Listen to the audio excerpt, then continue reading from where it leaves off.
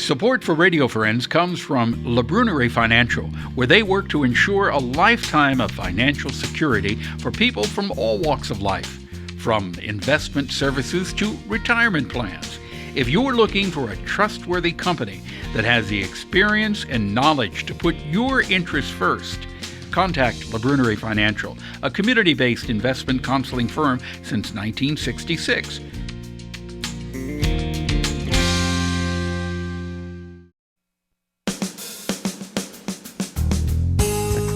Good morning and welcome to Radio Friends on Monday, January the 23rd. My good friend Larry Brown is with us today. Good to have you here, Larry. Good morning. You're looking great. Well, thank you. Yeah. Thank you. And you've got a story today. This is still January, but we're heading into Black History Month in February. And your story kind of ties into that, doesn't it? Yeah, because just a few weeks ago we were celebrating Martin Luther King Jr.'s birthday. Right.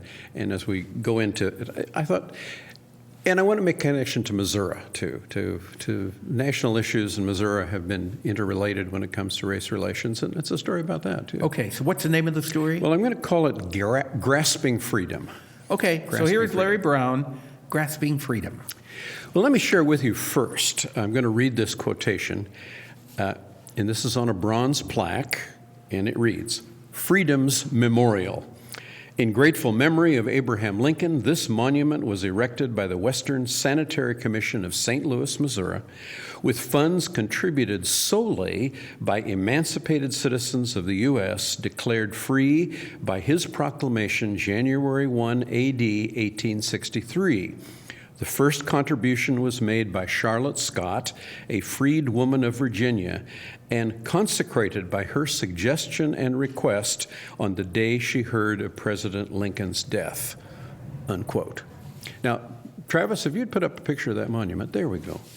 This is the statement I read from the plaque that we see in Lincoln Park in Washington, D.C. It's sometimes called the Emancipation Monument, sometimes called Freedom's Memorial. Explain the monument for the people listening on the radio. Abraham Lincoln is standing, and there before him, appearing to kneel on the ground, is a picture of an African-American man. And he's kind of down on one knee, and he's looking forward. So it's you look at the monument itself, the man that is kneeling is the same size as Abraham Lincoln. And if you're down on the ground looking up at that monument, you'll notice that he seems to appear larger than Lincoln. Mm-hmm. But one can look at a view like this that we're seeing now and you say, oh, Lincoln's towering above.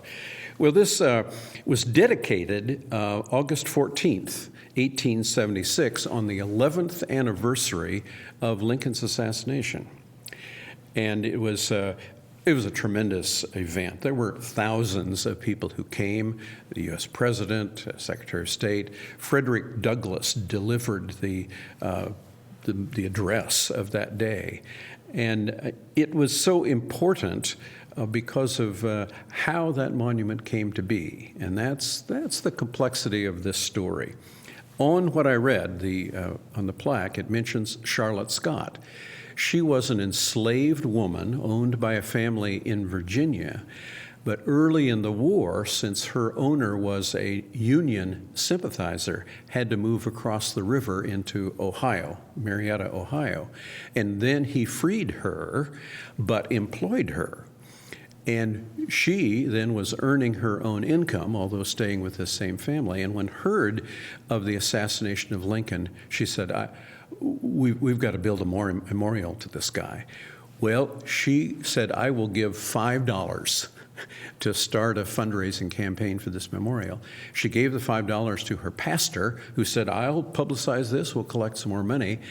But that was then, word was given to the director of the Union Army in Ohio, and he was busy kind of wrapping up things with the war and didn't want to mess with it, turned it over to the director of what was called the Western Sanitary Commission. Now, that was a independent, although government-funded agency that collected money and services to help deal with people who were injured or victims of the Civil War. And particularly, they became responsible for what happened to retiring black veterans of the Civil War. And they were centered in St. Louis. It had been started actually by Fremont back when he was a military adjunct in charge of St. Louis. So that agency then began to collect the funds. And most of the funds came from a number of former black Union troops who had been stationed around Fort McPherson down in Natchez, Mississippi. And they raised something in the neighborhood of about $18,000 to pay for this monument. Now, the monument itself, that story is very complex because there was this proposal. Charlotte Scott had made a proposal for a monument, and so they were looking at sculptors to do it, and there was a grandiose plan for a whole plaza, and that was never going to be funded. But the stipulation was it had to be funded by emancipated people. And they did find a sculptor, Thomas Ball, who was willing to do that. He'd done some miniatures of Lincoln and did it. Now, it's controversial because how it's depicted. Lincoln appears to be standing over, white guy, kneeling black man. And there's been a lot of controversy. One of those statues has been taken down that was in Boston, a replica of that. There's a smaller replica over at Washington University. But other folks say, now, wait a minute, who funded that statue? And what does it represent? And that's what takes me to the next person that's important in this story, and that's a man named Archer Alexander. And Travis Seville, there you go, picture of Archer Alexander. He was an enslaved black man in the St. Louis area who one night heard of an attempt to blow up a bridge, a railroad bridge essential to Union Army troops, escaped, warned the troops, told them of munitions that were stored in a neighbor's house. Well, now he was an escaped slave. He made his way to St. Louis into the marketplace, got a hold of the provost general, and appealed for protection. And he was employed then by the family of William Greenleaf Eliot, who was co-founder of Washington University, grandfather of T.S. Eliot, who then worked with him, although he had to go at one point, escape to Illinois for safety. But Eliot knew the person who was designing and chose his face, his head, to be the picture on that monument. Wow. Yeah. So it kind of came around full circle because Eliot wanted someone who was a real freedman, not some sculptor's design. Right. So we wind up with this incredible monument, although controversial, expressing the power of emancipated people. And so I like to see that statue where Archer Alexander is about ready to take off as if at the beginning of a track meet. He's springing. He's looking way beyond Lincoln. And it's just a reminder that monuments sometimes are stereotypical. But Archer Alexander, who is the image on that, a real person, and Charlotte Scott, real people, more than any stereotypical representation, and a model for all of us about. Eliot, in fact, said about Archer Alexander, he'd pretty well outgrown the spirit of bondage, quite prepared to do his part in breaking his chains. Thank you, Larry. And with that, we're out of time. I appreciate you coming by and sharing that story as we go into Black History Month. All right?